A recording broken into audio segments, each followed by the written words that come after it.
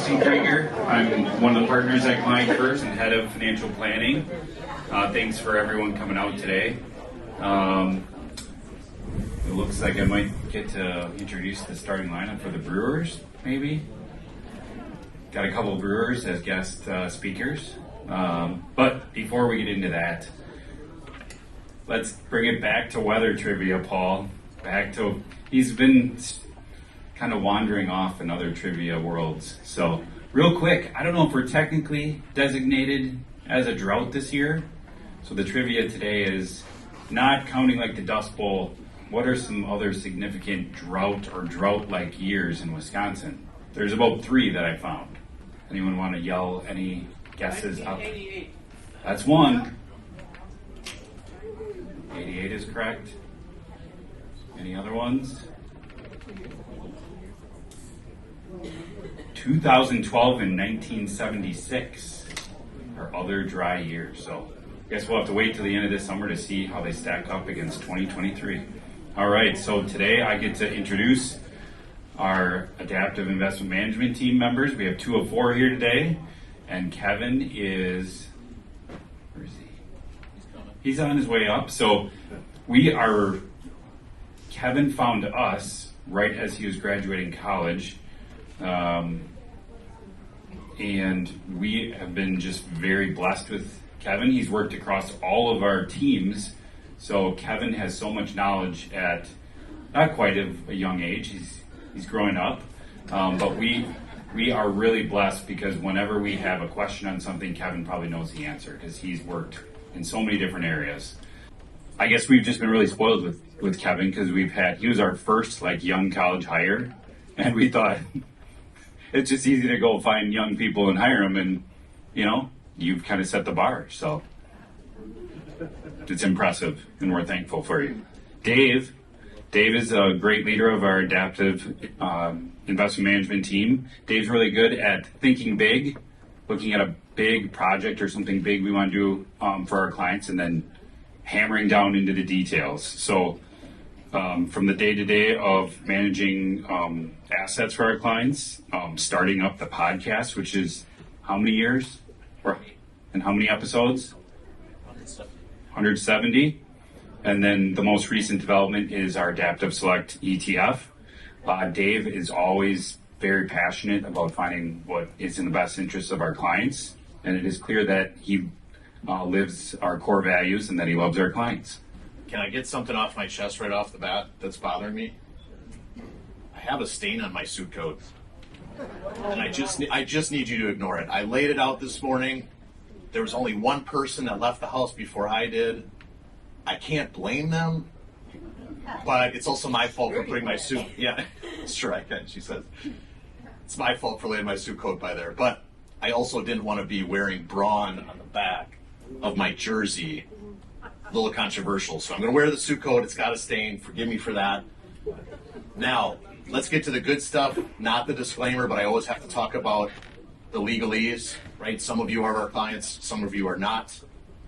This information is for educational purposes only. So our clients, we know your personal situation. Those of you that are not clients with us, I'd ask you why not, but at the same time, I'd say that this is for educational purposes only. So what we're covering today has to do with our adaptive investment process, our system. The reason why we use this Lego guy up here is there's many facets to individuals' financial lives. So there's a term in our industry called family office. It's a term that's used for billionaire families. They have their own attorney, their own CPA, their own CFP, their own insurance experts. That's what we're building for everyday people, is we're democratizing the family office. It's a really simple 4-step process to get involved with pretty low pressure. As you can tell, I'm wearing a Brewer shirt underneath a suit coat. That doesn't really necessarily speak to pressure. Agenda, what we're going to cover today, dollar potpourri, and Kevin and I are going to switch it up back and forth. Kevin's going to talk a little bit about the impact of the dollar, right? Because the dollar kind of dominates our lives. It's everything that exists is priced at $1 that we can acquire, use, eat, sleep, you name it. He'll talk about rates. We'll talk about supply, demand, and Bayesianism. We'll talk about seasonality, relationships, Nothing too crazy. I'm not going to reveal like my son's girlfriend's name or anything like that. And then we'll have a Q&A that we'll go through. And get ready for that because, Paul, we're going to have a special part of the Q&A that involves Kevin. And then after that, we're just going to open it up because we realize the last few lunch and learns that we've been able to do as Adaptiv team haven't allowed as much time for you guys to ask questions. So be ready with questions, please. And then some housekeeping. So with that, I'm going to hand it over to Kevin. Kevin is a newly minted chartered market technician. There's 4,000 chartered market technicians in the world. We have 4 of them. Kevin is one of them. As Justin alluded to, Kevin is a rising star client first. An example of that would be I showed up at home at 9 o'clock last night, really tired because I was running a baseball program tryout, had a full day. Last week did not go exactly as planned. We had some excitement in our household that I won't get into in depth, but it required my attention. So I wasn't able to work on the presentation all that much. I open up the slide deck, it's pretty much done. So this presentation is really Kevin's. He did a great job. Please welcome Kevin Ferrari. I don't know, I feel like I'm getting set up for something with what everybody's saying here today. You know, just one of those feelings. So like Dave mentioned, we're going to talk about the dollar here a little bit. Because like you said, pretty important, right? Oddly enough, I do happen to have a few of those in my wallet, which doesn't seem like I usually do. But it pretty much runs our daily lives. So this is a chart of DXY, which I know we've kind of talked about before. It's basically the dollar weighted against kind of a basket of other foreign currencies. This is a pretty long-term chart. Each candle on here is 1 month in time frame. So you can kind of see this gray box here has been kind of a level we've talked about quite a bit in the past. It's kind of ranges between like 100 and 104.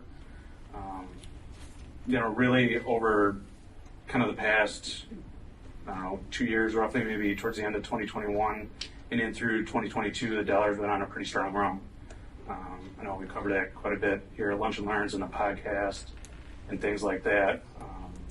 But kind of the development more recently this year, we've seen the dollar pull back a little bit and actually kind of consolidate above that area of support resistance, which is perfectly normal when you see the dollar go on a run like we have before.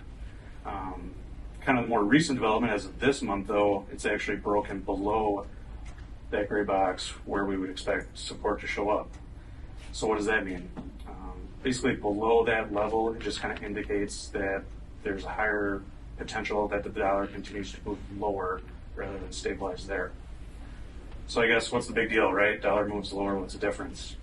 Well, if you look at the dollar and just kind of its relationship with other areas of the market back in history, you can kind of see some cool relationships there. So with this big table here is a correlation grid, which is a nice fancy word, going back 5 years. Really, all it's doing is looking at the dollar and over the past 5 years of data, how do they move together versus some of these other securities. So SPX here is the S&P 500. VEU is kind of an international index we'll talk about later. AGG would be kind of broad bonds. And then DBC is used to track commodities. So correlations, depending on if you know that much about them, which if you don't, I wouldn't blame you. They're not all that exciting. They kind of range from -1 to 1. So -1 would be if A goes up, B goes down. +1, the opposite end of the spectrum. If A goes up, B also goes up with it. And they can fall anywhere in between. So you can kind of see here that domestic stocks, foreign stocks, bonds, and commodities over the past 5 years and even further for most of these have a negative correlation to the dollar. So what that means here, we're seeing the dollar potentially continue to move lower. What would we expect from the rest of the market here? Move higher, right? Or at least to hold their own. One thing to keep in mind though, which if you've ever taken the stats class, which I had to, the first thing the professors always tell you, correlation does not mean causation, which is a fancy way to say just because something's correlated doesn't mean that one causes the other. So if it happens to rain 60% of the time I go outside wearing my yellow rubber boots, it doesn't mean that it rains because I wear my yellow rubber boots, right? So that's basically what that means. So there's kind of things we have to keep in mind when we look at these correlations. It's kind of like seasonality, which I know I've talked quite a bit about at these presentations. Really, it just kind of comes down to a game of percentages. It doesn't mean that because A happened, B also has to happen. But what it lets us do is kind of take this context and look at these different areas of the market and kind of look for potential opportunities. So the first one we'll look at is foreign equities, international. So what we're going to use for this is an all-world index. Basically, it takes equities all across the world and just takes the United States out. And the ticker for that is BEU, is the one we usually use. And this is just the makeup of it here if you're curious. So here in the top left, all these charts that come after this is going to be the absolute charts, which is BEU on its own. And then the bottom right is going to be that against the S&P 500. So if you can kind of tell, I know it's a little small, but in the top left, BEU, kind of similar to the dollar, it's actually seen it's been kind of on a good run here, but it's maintained that in 2023. And it's actually coming up against, do you see that gray box there, another historic area of resistance, and it's testing that level again. And actually today it looks like it might kind of break above that, but we got a little bit to go here left in the month. So on an absolute basis, VU's been looking pretty good. So broad international stocks. A little bit different story if you look at that against the S&P 500, right, which we're in the market. We're going to try to beat our benchmark as the S&P 500 for ultra growth, for example. A little bit of appreciation there against the S&P 500, but it's kind of come up against a historic downward sloping trend line and kind of got rejected. So I guess the thought would be there, a little bit of absolute appreciation relative doesn't look that good. Should we just write it off? I don't think so. Right? I mean, if it's absolutely appreciating price, that's got to come from somewhere. So where's that coming from? Emerging markets is quite a large percentage of VEU. If you look at that, it really actually looks pretty similar, which makes sense. Nothing really too strong to speak of here, absolute, and I think on a relative basis, it actually looks a little worse. So we can kind of check that one off the list. But when you start looking at some of these individual countries, this is kind of where you get a little bit more of an idea of what's going on below the surface. So here, the top chart is Argentina, and the one below is Mexico. And you can kind of see here, it's pretty obvious they're both breaking out of some pretty established and well-behaved bases here, and have just continued to move higher. Basically, you're right towards kind of the beginning of the year, this kicked off, and they haven't really looked back. You also see kind of the same thing out of Japan, and then also Greece, which if you are clients, you might have noticed these kind of areas we've been and still are involved in. And we've actually seen some pretty good performance from those. And when you look at these individual countries versus the S&P 500, so this is going back over the past year, and it's just essentially a return chart. So all these stocks you see start at 0%, and it shows your performance over the past 12 months. And each of these individual countries over the last year have outperformed the S&P 500, which is really cool to see.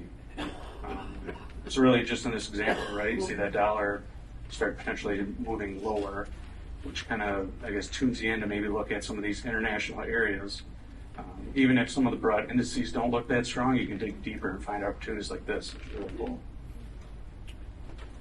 All right, so that's international stocks. Now commodities, which kind of, I know we've talked about quite a bit before too. Historically, they've been pretty strongly negatively correlated, which is hard to say. But actually more recently, kind of around 2021, 22, that relationship is kind of changed a little bit. So really out of those that we talked about before, they're the least negatively correlated at the moment. So I guess you have to take this relationship with a little grain of salt, which is you can kind of see here as the dollars move lower, so have commodities. And really on a relative basis, it continued breaking down. So kind of here, I guess, on an overall basis, we haven't really been seeing that much out of commodities that we can take advantage of. And when you look at some of these individual commodities here, so we have precious metals, industrial metals, energy, and grains. Really nothing to speak of except for a little spike here in grains, which oddly enough, Dave, I was looking at that today. So that spike in grains happened just a little bit after Bloomberg delisted their exchange trade products. So, or actually Barclays, sorry. Barclays used to offer quite a few exchange traded products that tracked a lot of these individual commodities. And they ended up delisting those in the beginning of June. Events like that, it's just kind of odd how all of a sudden you'll see a big market movement after things like that. And sure enough, grains kind of went on a run. So crypto, probably not something you necessarily really hear too much about anymore. It's kind of died down in the news. Can't say I necessarily blame them. Really not too much to speak of. They have been putting in, at least for Bitcoin, a series of higher highs and higher lows. And they were kind of at an important area of kind of support resistance here that they're also testing. So we'll have to see how this develops. But as of now, nothing that we can really take advantage of. And then lastly, interest rates, which I'm sure you're all aware on the run those have gone on. Just kind of a refresher on how interest rates work with bonds. So as interest rates rise, bond prices fall, and vice versa. So like we talked about before, interest rates went on a tear, bond prices really pulled back and were hit pretty hard, which is why we're talking about the 60-40 portfolio so much kind of earlier this year and the end of last year. And really what we've seen from both interest rates and bonds is consolidation. Basically, they're just kind of taking a break. So this is the 2-year rate and the 10-year rate kind of back in here. Really just been moving sideways over the past 5-6 months. And when you look at kind of treasuries, longer term treasuries overall, you're kind of seeing the same thing. Which after the move, both of those have seen, it's pretty natural for things just to kind of take a bit of a breather. So we'll see how that develops as we move on. But really, it's kind of an example of how you can take a movement in just one thing like the US dollar when you look at these kind of relationships, which we'll talk about in kind of a different way later, how that lets you dig down and look at some of these other areas of the market and kind of hone in and really what you want to look for in some of those opportunities. So with that, I'm going to pass it back to Dave to talk about seasonality. Great job. Thank you, Kevin. So this is where I have to check in on our 2 youngest attendees, the Trock sisters, just to make sure that they're paying attention. And Olive is my goddaughter. She just celebrated her birthday recently. And seasonality might be something that she's interested in hearing about. My second oldest, who Olive is familiar with, Ava, her favorite food, and some of you have heard this before, is watermelon. Like, it's not even a close second. Yeah, right. So, her birthday's in March, though. And we try to have watermelon in March. It's terrible every time. Yeah. But summertime, it's awesome. Ava knows the males from the females. She sees the pollination scratches. She's an expert watermelon expert. The other seasonality thing is, okay, we're wearing Brewer jerseys today. Yes, we love the Brewers. Yes, it's baseball season. Now, what if I wore this jersey again in October? I think it's 18th or 19th is the next time that we're here presenting. That probably means some pretty good things, right? So we want to pay attention to seasonality and what's going on around us, right? It's okay to wear, it's cool to wear this in July, but I would love to wear this in October. So let's plan on it. But seasonality is an important part of what we do. It's not a predictor. The way I would describe it is similar to if all of a sudden you were able to go out in your yard in the middle of January and find a delicious watermelon. Something's different. Let's pay attention. Same thing when we look at seasonality. It's just looking at, we're market historians. We just want to look at the past, understand what's the potential is for the future. You'll probably remember at the beginning of the year, there was a special edition from Investment News magazine. It had Jerry Powell on the cover, and it was a recession guidebook. You walked through the airport, it was everywhere. We're going to have a recession, guaranteed. It was just a matter of whether it was going to be a hard or soft landing. And then everybody forgets that there was 2 quarters of negative GDP in the summer of 2022. Anybody remember that? And then the White House just said, no, that's not a recession. What? Smoke and mirrors, people.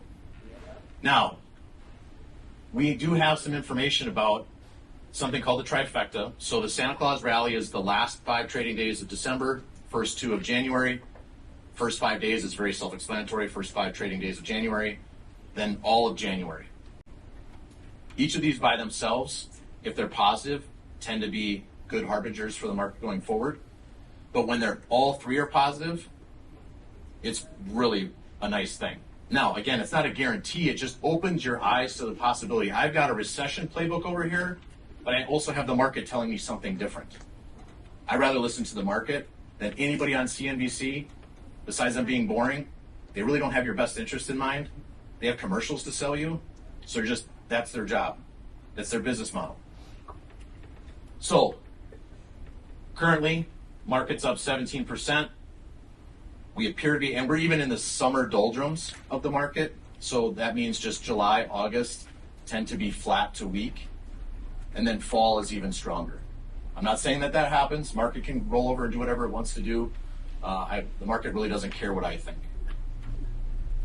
Post midterm election years, these tend to be some of the most significantly positive years. And for me, I'm fine with post midterm election or pre-presidential election years because we get our radios and TVs back from the politicians, not as much commercials and those type of things. But it's also tends to be pretty good market performance in post midterm election years. And then just kind of this table, which could make your eyes roll in the back of your head, is just to remind people that there's not one party that has a monopoly on returns. Everyone loves to believe their favorite candidate is why the market's doing what they're doing. Some people might remember they predicted a market crash when Trump was elected, and the opposite happened. And it happens vice versa. It's on average, returns are the same for each party, contrary to your own popular opinion. So this talks about returns before and after, 3 months after midterms, 6 months, 12 months, pretty statistically significant. Also something that opens our mind to the idea, even though there's recession playbooks laying out there, that 2022 could surprise people to the upside. With that covered, I love this Popeye screen, by the way. I don't know. I mean, Olive, I don't think you've ever watched Popeye cartoons, but many of us in here, it's a guy who, he would be weak, but when he had spinach, he became strong. Kevin, you want to take this part? Yeah. And I don't know why I thought of Popeye, because I hate spinach for some reason, but when you hear strength, for some reason that just pops in your head, right? So I guess what I'm going to talk about now is relative strength, because then we kind of talked about it and just how we use it. Just kind of a quick question. How many, I guess, securities do you think trade on U.S. exchanges?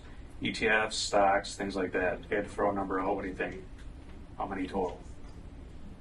Any idea? How many? Sorry. 9,000? Pretty close. Just over 8,500. So you're almost right there. Look at it. Yeah, good job, Dan. So 8,500 securities on U.S. exchanges that you could pick from just about any day to invest in. And this bar chart on here is just a look at ETFs alone, how much those have grown over the past, was this 2003 to 2021. So it's crazy. So if you have 8,500 things to pick from, how do you pick? Right? You just buy 3,000 of them, and whatever, if it's going up, you buy it. Not really, that's not going to work, right? So we use relative strength to kind of help with that. So I think this might look familiar if you're a client to a lot of you. We like to use this in our adaptive educations for kind of clients and prospective clients. So I don't know if you remember a while back, I remember when this was the Coke versus Pepsi taste challenge. You guys remember that? Yeah, it's kind of a big deal. Is anybody who likes Coke versus Pepsi? That's actually more than I thought. I'll actually flip back and forth. It kind of depends on what I'm doing that day. I'm sure you can figure out the reason for that. Which actually would be a good time for the Roman Coke story. I'm going to have to pull that one out later. So what I'm going to do is show just a couple charts here side by side. We're going to see who thinks we should buy Coke and who thinks we should buy Pepsi. So this isn't an up-to-date chart. I think this was going to around towards the end of 2017.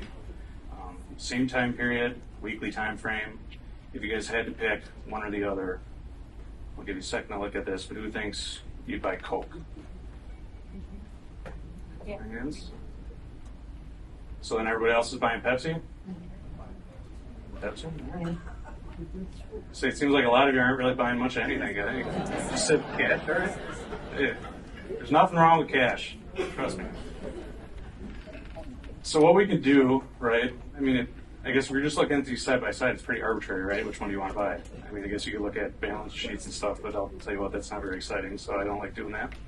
What we can do is actually just create a math problem with this. Divide the price of Coke, divide by the price of Pepsi, and it gets put on charts just like everything else. So now we're looking at a price chart of the relationship of Coke to Pepsi. And what we know for mathematical certainty is when this chart's moving down and to the right, Pepsi is outperforming Coke during this period of time. And when that switches, moves from the lower left to the upper right, Coke's actually leading Pepsi over this time period. So it's actually kind of a trick question. You do a little bit of both.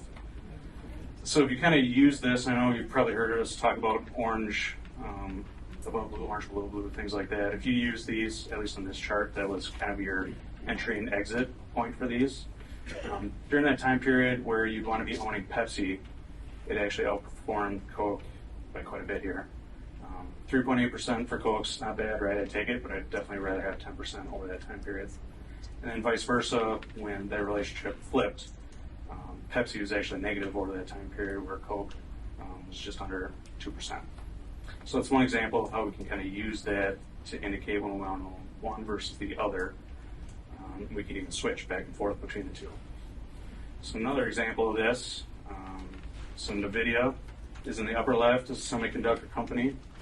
I don't know how many of you maybe would have heard of that. I know they're pretty big in kind of like the gaming space too, I think. They make a lot of graphics chips. And then TSM, which they've been the market cap leader in semiconductors for how long, you think? For, yeah, at least 10 years. So pretty big name in the semiconductor space. So if you had to pick between these two, how many would buy NVIDIA?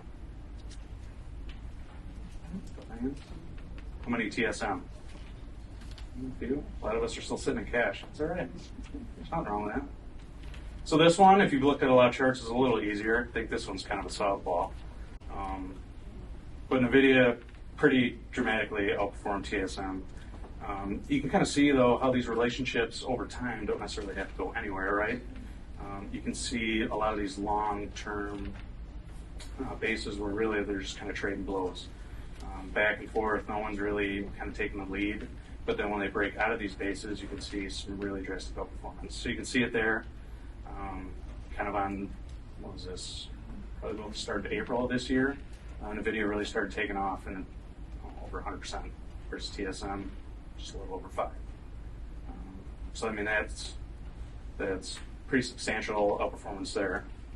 I definitely want 106% over 5.3. So one more, we kind of talked about these before.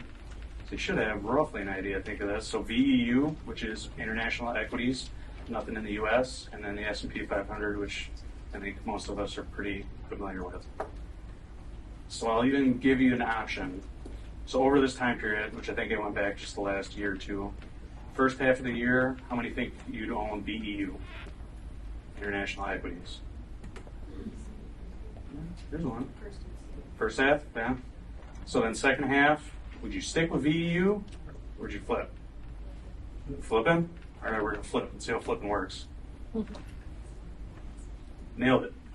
So first half of the year, you can see it breaks out of kind of a nice base. When you look back, it's actually a little more interesting.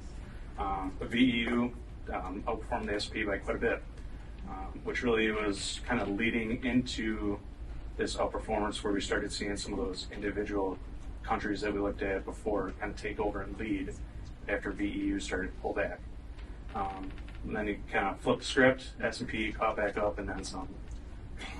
So really, I mean, you think you have 8,500 securities out there, right? We can take this idea of relative strength, look at these relationships, and really it's limitless what you can do with them. You can look at international equities versus domestic. If we like international, then we can look at individual countries, emerging markets versus developed markets. You can look at countries against each other. You could look at individual sectors, industries. You can do anything. And that's really how you kind of start going down that road of taking your basket of 8,500 securities and narrowing them down to anywhere from 5 to 10 to 15.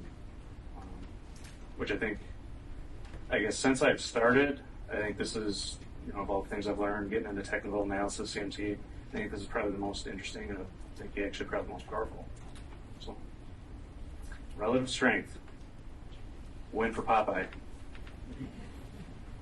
Great job explaining that.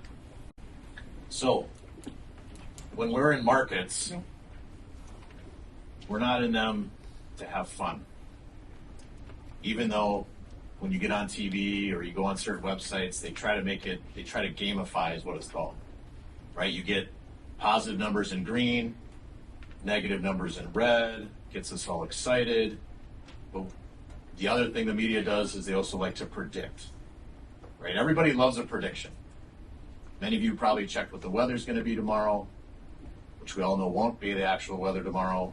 It's just going to be the weather. Same thing with markets. What's going to happen with the market? Where is it going to finish? And we could play that same game. We could do the prediction game, but it really doesn't do us any good. We rather have a plan than a prediction, and we can use these tools. And this is from Charlie Bleo, and I won't read through all these, but I suggest that you do. But it's really about that a pundit, those people on TV, they're all about predictions. Professional, though, has a plan. And that's really what we're doing with the adaptive process, is having a plan. I'm not here to tell you what the market's going to do. I'm here to tell you, be open-minded about what the market could do, but to have a plan based on that information. And some of you may remember from our client letter back in March, we were still within a 12-month range that we hadn't seen in depth and duration. So depth meaning how big the range was, which is about 19%. How long it was, which was over a year. We hadn't seen something like that since the mid-70s.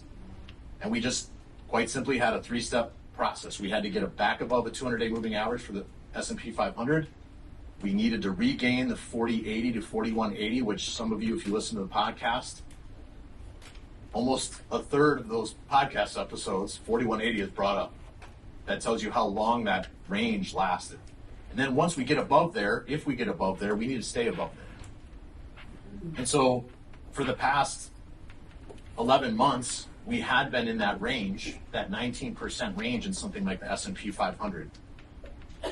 You'll notice the exposure levels. Exposure means how much are you involved in the market? How much exposure do you have to equities in these different models? You can see at this point in time on this chart what the exposure levels are, and that above 4180, we're going to increase exposure. We're going to be more involved in the market, quite simply because buyers have control, right? That's what causes trends, supply and demand.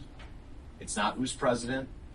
It's not what prediction is going to happen. It's simply what is happening in the marketplace. If there's more demand than supply, I know that's not sexy, but if there's more demand than supply, price rises. And if that continues in duration, we get uptrends. We haven't had an uptrend for 12 months, and we finally are starting to get one, and that's why you see increased exposure in models. This is what the NYSE looked like last time we were together. Now we're breaking above important levels such as 16,000 on the NYSE. Game plan. If NYSE is above 16,000, we want to own stocks. If it's below 16,000, we want to reduce exposure to stocks. We're not going to overcomplicate this. Long-term treasuries, they've been in a 10-month range. They've been in, you can see it's been moving from upper left to lower right, lower highs and lower lows, the very definition of a downtrend in treasuries, which means an uptrend in rates. But the rate of change has kind of moved sideways for 10 months, and the market might like that too. I'm not sure. But rates stabilizing rather than going higher might be a really good thing for the market as well. So here we are at important levels on something like TLT, which is an ETF that represents 20 plus year treasuries. This 98, 99 level, if we stay above that, we're still within a range. If we're below that, likely to see rates move higher again. Here's the Russell 2000. This is an important metric for domestic, 2000 domestic, smaller cap stocks. If we get above 200 on this, which is the top shaded box, that means this market has even more to go. And it's probably a scenario that's taking place in fall. Now, below, let's call it 167, the bottom shaded box, we're probably back in corrective territory for the market as overall. So it's a really simple game plan. Inside the range, we're still in it. Above 200, that's a really good sign for the market overall. Below 167, not going to be involved with stocks. Here's the NASDAQ 100, above important levels, almost back to all-time highs. And when people tell me, oh, the market can't possibly go higher, keep in mind that if it gets back to all-time highs near 400, 403, you're telling me a market that went nowhere since the end of 21 through now can't go higher? That's a 0% return in the NASDAQ 100 for over 2 years.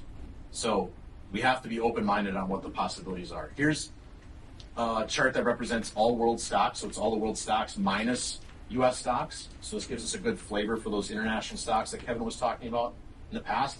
If we stay above this gray shaded area, that's risk on behavior, right? Market participants don't want to own risky foreign stocks if stocks are moving lower. So this is a good characteristic if we stay above this, let's call it 55. So with that, it's about 12:40. We're going to have Paul come up, and he's going to ask Kevin and I some questions. We haven't prepared any questions, so we're really hoping that you guys have questions, or if you guys don't, that Paul comes up with some good ones. How's everybody doing? Nice to see you. All right, you guys comfy? All right, I thought I'd keep a few questions. Hopefully you guys have questions. All right, check my mic level. Here we just have to improvise. All right, so while they're doing that, just maybe a quick question. The podcast has been doing really well. Maybe a little bit of trivia. What are the top geographical markets for the podcast? Well, the United States. Okay, Lots of listeners in the United States. And then it would be followed by Singapore and Latin America. All right. So, just curious, why Singapore? Why Latin America? They love the sound of my voice. Yeah. And they don't have to look at my face. Yeah. Yeah. Very important financial center in Asia with a lot of things going on. All right. The mic's right there if you want to grab it. All right. So, Kevin, here's a question for you. You were talking about correlation not being causation, which is a great thing to remember. But maybe elaborate on why would the correlation between the dollar and commodities like flip like that? Maybe a little more context there. I'll let you struggle with that. Yeah, that is going to be a struggle. Well, I'll start, I guess, where it used to be. So strongly negatively correlated. So I think a lot of the trade in commodities happens in U.S. dollars. So if you think of it as being, I don't know, some random country somewhere's buying a bunch of steel. If the dollar is strong compared to their local currency, they have to trade that steel in U.S. dollars. They're not really getting, I guess the easiest way to put it, really good bang for their buck, right? When they got to convert to U.S. dollars to trade and then back again. So they're kind of getting dinged with the currency relationship there. So I guess historically that's, I guess, what you're taught, what you're used to seeing. And then kind of in 21, 22, I guess I wouldn't say that relationship necessarily flipped, but the strength of that correlation decreased quite a bit. Could be a couple things. Really the movement that we saw, I think, out of commodities as a whole during that time period was pretty substantial. And I mean, that was kind of leading up to, Ukraine, we kind of talked about that, leading up to the conflict there. And although the dollar was also on kind of a strong move, I don't know if it would necessarily have something to do with the relationship of those movements. I don't know. What do you're going to do a lot better? No, I was just going to tell you that answer actually makes me very proud. Like you have to buy dollars to buy commodities. If you're China and you need corn, you buy dollars to get your corn. And so that's really what we saw was a lot of foreign countries, trade kind of shut down a little bit leading up to the Ukraine conflict. So you had to buy dollars to buy commodities. Great answer. Mm-hmm. Thank you. Question for either one of you, but this was for Dave primarily, but credit spreads, right? People talk about tightening credit. what are your insights on all the different data that you see showing you, telling you about that environment? So, how many of you lay awake at night thinking about credit spreads? This is good. This is how your life should be. You're normal. But sometimes technicians think about credit spreads. And all a credit spread is the difference between one rate for some type of right. Because companies go out and yes, they might issue stock to raise capital to run their business, but they also issue credit, some type of corporate bond. Energy companies are notorious for issuing really expensive bonds. They're called junk bonds, like CCC bonds. That's how they're graded. Like, you know, on none of my papers was I ever given the AAA when I in college. It's always A plus. I don't know why they do it the way they do it. Anyway, it's junk paper. It's good. It's good. We're just good. Drop the mic. Man, we're nerdy. Okay, so it's the difference between, like corporate paper that's issued by mom and pop midstream partners down in Texas and some mid-cap stock, and you compare the interest rates between them, and it moves on a chart. And what's moving from lower left to upper right, that means tightening credit, and that's a liquidity measurement. So when it's moving that direction, it typically means that liquidity is tightening. We're actually seeing liquidity starting to loosen. It's matching the market environment that we're seeing. We don't use it to make investment decisions, but it's notable when it's moving that direction, because when liquidity is tightening, think about water in a desert. As it dries up, it becomes more valuable, and it's really hard for the market to move higher. Same thing with credit spreads. So long story short, I wrote junk papers, and credit spreads look great. All right, thank you. Now, I asked 3 questions that give you time, along with the time of the presentation, to think of some questions. So I'd like to invite all the attendees, just raise your hand, we'll call on you for any questions that you might have. All right, I see one here and then one in the back, so go ahead right here. What is the stance on digital currency? What does clients first think about that? All right, so the question was our stance on digital currencies. So digital currencies, it's a wide brush of a description. So you could have anything from the most famous things like Bitcoin and Ethereum. You just had a potential presidential candidate with the last name Kennedy who says he believes the dollar should be backed by Bitcoin. That's a really interesting concept. I really don't know what to think about that. There's a cryptocurrency or asset called Ripple that was just approved by the SEC to be a type of SWIFT system among banks. So like when you go to an ATM where you send an ACH or a wire, you're using the SWIFT system, you're sending from one bank to another. Ripple can do it in like 3 to 4 seconds versus 2 days.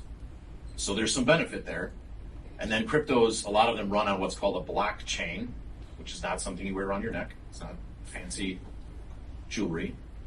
But it might be something that we could use in the future to transact in real estate quickly, or transact in cars or big non-liquid items. Antiques. Oh yeah, art, for sure. Art's a good one. Or it might help our voting system to actually prove who voted, but anonymously. Like proving that your vote counted, which I would personally love, integrity for the voting system. So our stance is we think there's a bright future for crypto. What it looks like in 20 years, I have no idea. It's very similar to the 90s and the internet era. You know, there was a 1995, you could not buy anything on the internet. Olive, think about that. Yeah. You could not buy, you could not transact on the internet. And now, how many of you have something in your Amazon cart sitting there? A lot of you. So what does it look like? I don't know. What's our stance? We're willing to watch and see, and even participate in things that are approved by the SEC. Good question. All right, I'll come to you in a second. I had a question there. Go ahead, sir. Thank you. Not too long ago, you launched your own ETF. I'd be interested to hear maybe top 3 lessons and how's it been going performance for the fund. All right, so the question was, we have our ETF that's on the New York Stock Exchange. What have we learned? How's it going? All sorts of fun things. So one of the things, I'm going to let Kevin answer, one of the heavy lifts that I don't know that we didn't anticipate, but there's a lot of compliance. Do you want to maybe provide 3 bullet points without making them go to sleep on that? I can promise 3 bullet points. I can't promise you're not going to fall asleep. So the wonderful world of compliance, which at least I'm learning as we go. I don't really have much of a background in that, but how many here have kind of a legal background? Really? Not too many? Okay, perfect. So me neither. So really what compliance seems to be a lot of is reading a lot of policies, procedures, guidelines, things like that. And I mean, really, for compliance, just making sure you're complying with all the rules and regulations, right? So I guess I guess you don't really realize how, I don't know if restricted is the right word. Maybe it is. There's a lot of rules. Yeah, there's a lot of rules. How strictly governed the securities industry is. Which, I mean, getting Series 65, which I have, you kind of get that flavor a little bit. But when you start actually working on it day to day and filling all of these reports, it's kind of crazy the detail a lot of it goes into. So, I mean, it's been fun. So, I get to work with Paul, though, a lot more, which is actually very fun. So I highly recommend that. That's a well done answer. So yeah, compliance, heavy lift, but we like that. It's good to know the rules you're playing with. It's when the rules keep getting changed that we have a problem. So if the SEC could just chill for a little bit, I'm good. If it keeps changing the rules, it's just, I'm sorry, Kevin, it's more work. Performance you brought up. I think that, so the fund launched in November. The strategy was in cash at that time. In November, of course, everybody knew that was a bottom. That's being very facetious. We didn't know that was a market bottom at the time. And trend following never picks a bottom, never picks a top. So it's in cash, market moves higher, so it's a little bit behind the market. We call that being unapologetically behind. So you step in the arena, that takes place, and then in March we have a mini banking crisis, and the ETF is tilted towards financials. It was its largest weighting at the time. And financials, that sector had the largest 10-day decline since 2011, so a once-in-decade event. So welcome to the market, Mr. Adaptiv Select. And that put us behind. But what we love about it is during that period of time, if you can place yourself back there, not knowing the future or not knowing what just happened, things were looking really dicey in the market. You had banks failing, you had rates rising, you had stocks rolling over, and the ETF went to cash at that point.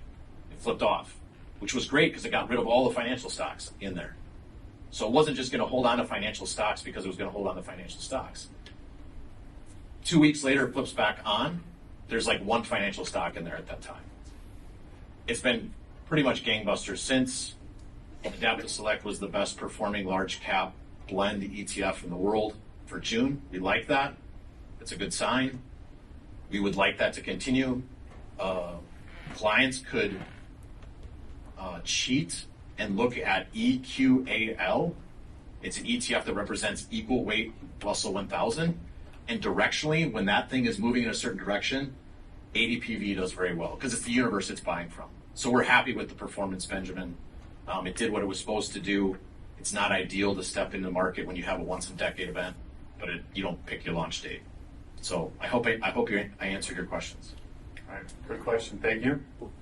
Just thinking about this. So I guess internally, I guess process-wise, right, the ETF is rules-based. I mean, it doesn't matter really what we want to do. The system dictates what to do. And I think it's kind of interesting, just kind of the old internal dynamic between seeing what the ETF is doing and kind of where it's positioned versus where I personally might be looking, I guess, at that point in time. It's kind of, I guess, it's a different way to think about the market at certain times when it doesn't really match up to what you're thinking it should be, which is, we'll see. All right, thank you. We had a question right there.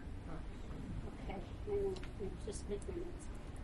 You said we have a need to buy U.S. dollars in order to buy commodities.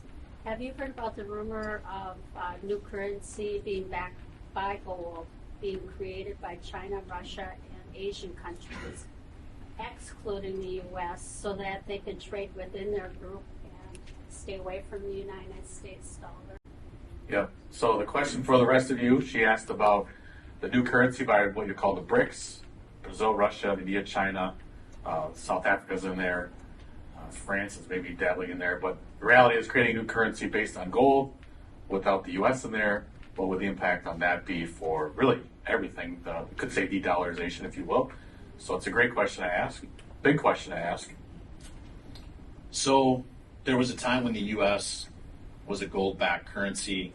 There was even a time where, I forget the term that they called them, but it used to be backed by silver, and then it used to be backed by gold and silver.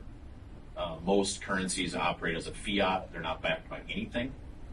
It would be really interesting if they could pull that off, because if you think of the countries that are involved, they're not necessarily best friends.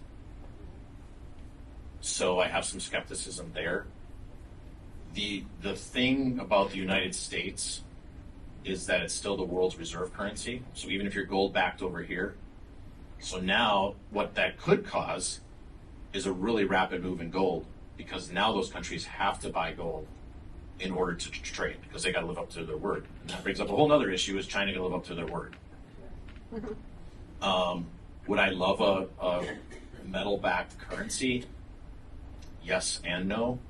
If you look back at the 1800s, very volatile economic situations. Now, it could have just been because it was a burgeoning country, but sometimes when you're backed by a precious metal, it really reduces flexibility for you trade-wise. And the one thing that America has going for it is, I'm sorry, we are the best country on the planet, the most productive. India is very productive. We're right there with them. So as long as we have a positive birth rate and are productive as people at work, we shouldn't have a problem with our currency. If that goes away, then maybe we're joining that party too. So it's a really washy non-answer. Yeah. I don't have a strong opinion about it. It's an interesting development for sure. All right, we got time for one more, and we'll go right here. Your one screen showing the midterm performance and the post-midterm performance covered basically 40 years. Every midterm was negative. Every post-term was positive. Is there any correlations? That's maybe not a good word to use, but what about the presidential election years and the year after? Is there anything that history says, yes, they're going to be all positive, they're going to be all negative? Are they a mix of positive and negative for the other 2 years in the 4-year cycle? So the question was, you notice the chart with midterm, plus and minus. What about now presidential election years? I'm summarizing, I know, but what were the results there? So presidential election years are notoriously volatile, corrective or sideways. And then the way I like to describe them is November, the foot drops. So it doesn't really, to me personally, it matters who's elected. But from a financial standpoint, it doesn't matter. The foot drops. And then what happens is you see certain sectors lead based off of who's elected. So you see post-election, so November of next year after that is seasonally extremely strong, leading up to that. So January of 24, heading into the election, notoriously volatile and sideways. And it is correlation. I mean, there's definitely a correlation between election years and volatility. And this goes back to this rulemaking thing, right? So if you're playing the game of Monopoly and you know that next year they're going to change the rules, but you try to do what you can in this year and then just bide your time the next year. Hope that kind of answers your question. What about the post-year after the election year then? Notoriously strong. Okay. Consistently strong, about it's mid 80% strong.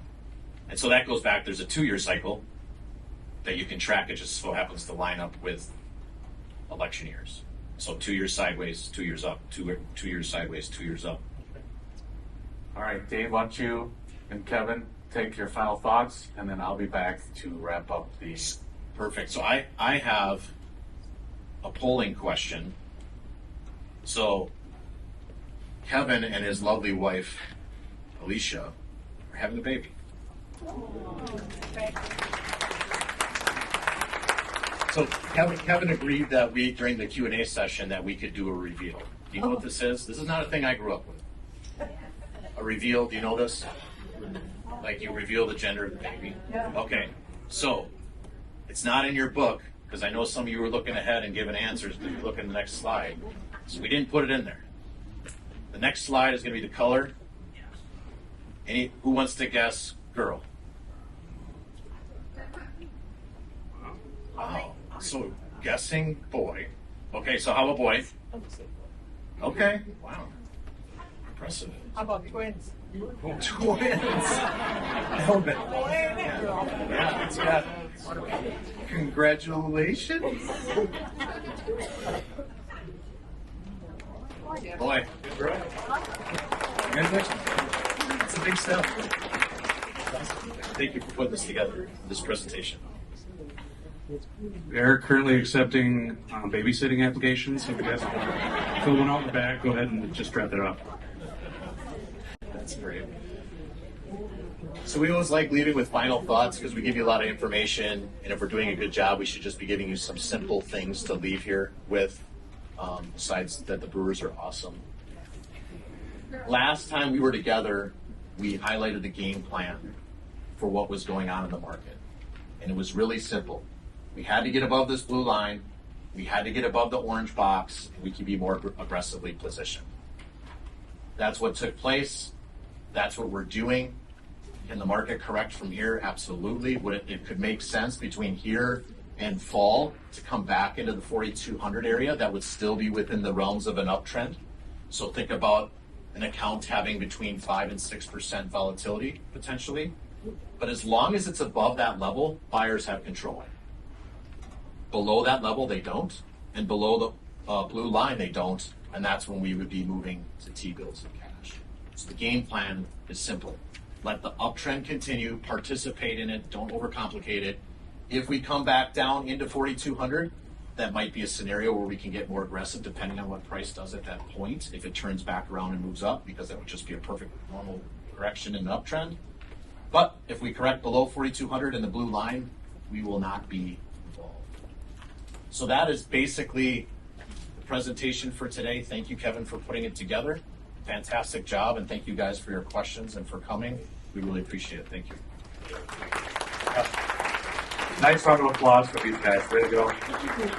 Way to go. All right, all of you, I'm going to wrap it up. All of you have a feedback form. We'd love to hear from you for a couple reasons. One, how is the content? Two, how is it delivered? Three, is there a challenge that you need solved? And then four, how to get a hold of us. So if you could fill that out, our team is there. I can see Heather, Sarah, Dominique, Katie, and Katie. So you can hand that in to one of them. That'd be awesome. And then we will see you in a month for estate planning with Rob Mielik, the esteemed attorney. And then for those that need help, we're here. Just call us, give us a call, and we'll get you all going with your no fee initial consultations. So we will adjourn. Thank you very much.